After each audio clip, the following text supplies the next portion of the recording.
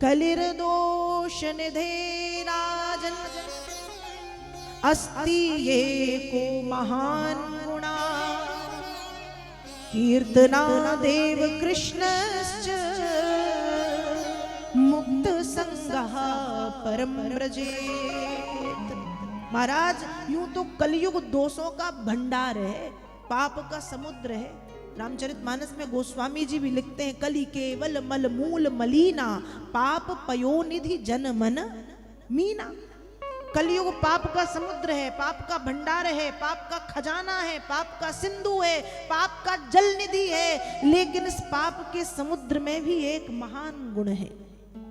और महान गुण क्या? अस्ति ये को महान गुणा, एक महान गुण कि कीर्तना देव कृष्णश्च, कलयुग के लोग कृष्ण के नाम का कीर्तन करते हैं और करेंगे, इसलिए मुक्त संगः परम व्रजेत, बड़ी सहजता में उन्हें मुक्ति मिल जाएगी। ये भगवान के नाम का प्रभाव है, ये कलयुग का गुण बताया।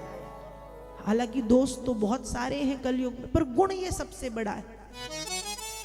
कथा सुनते सुनते परीक्षित कथा के 7वें दिन सुखदेव जी महाराज के चरण कमलों के बिल्कुल नजदीक में है। हाथ जोड़ के सुखदेव जी से कह रहे, हे भगवान, विद्यते हृदय ग्रंथि छिद्यन्ते सर्व संशया क्षीयन्ते चास्य कर्माणि तस्मिन् दृष्ट्वे परावरे। हे भगवान, आज मुझे ऐसा लग रहा है कि मेरे हृदय की संपूर्ण ग्रंथियां, संपूर्ण गांठें खुल गई है। मैंने जो अशुभ कर्म कभी किए थे, उन अशुभ कर्मों का पश्चाताप मैंने कर लिया है। हे भगवान, जब कथा के पहले दिन मैंने भक्ति ज्ञान वैराग्य की कथा सुनी, तब ही लगने लगा था कि मेरे पाप चले गए, मेरे पाप कट गए, मेरे पाप धुल गए। अब तो मुझे मेरे भ्रकुटी केंद्र में नारायण के दिव्य सुंदर स्वरूप का दर्शन हो रहा है। सुखदेव जी ने पूछा, किस रूप को देख रहे हो? परीक्षित ने बताना प्रारंभ किया, वरहा पीडम नटवर वपु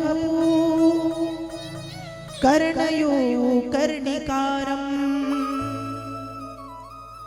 बिभ्रदवासा कनक कपीशम वैजयंती चौमाला रंध्रान वेणोरधर सुधया पूरयन् गोपवृंदै वृंदारण्यम स्वपद रमणम प्राविशद गीत कीर्ति।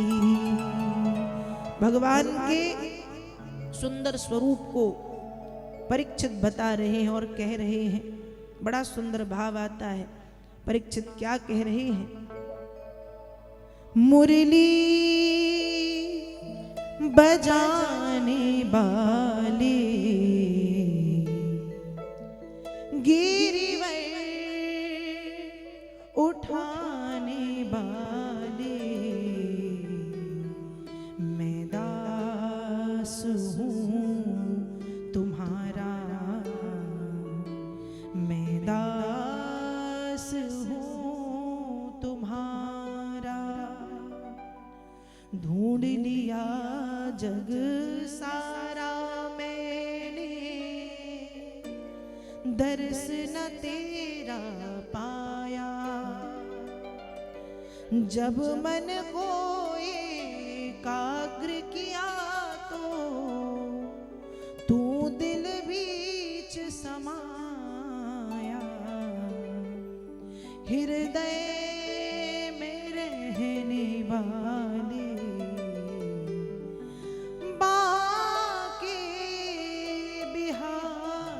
हमारे, मैं दास हूँ तुम्हारा, मैं दास हूँ तुम्हारा। परीक्षित ने भगवान के स्वरूप को बताना प्रारंभ किया। बता रहे थे कि वह तक्षक जाति का काला नाग अपने विस्पूर्ण होंठों के कोनों को चाटता, जीभ लपलपाता, फुसकारता हुआ चला रहा है।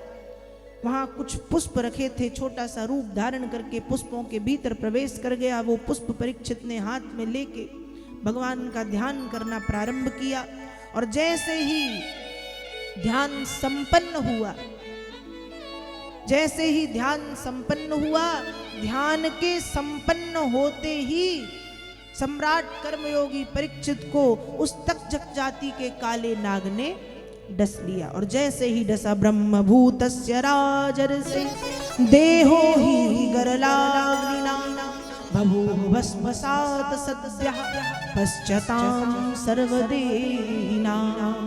जैसे उस तक्षक जाति के काले नाग ने सम्राट कर्मयोगी परीक्षित को डसा, उसके डसते ही सम्राट कर्मयोगी परीक्षित जल करके राख का ढेर बन गए। और परीक्षित को लेने के लिए भगवान के पार्षद विमान लेकर के पधारे। उस विमान में बैठ करके राजा परीक्षित भगवत धाम के लिए प्रस्थान करते हैं, भगवत धाम के लिए गमन करते। 7 दिनों तक सम्राट कर्मयोगी परीक्षित ने श्रीमद् भागवत जी की कथा जब सुनी तो कथा का ये फल मिला कि परीक्षित को मुक्ति मिल गई, मोक्ष पद की प्राप्ति हो गई। ये भागवत की कथा शांति प्रदायनी है, मोक्ष प्रदायनी है, भगवत भक्ति को प्रदान करने वाली।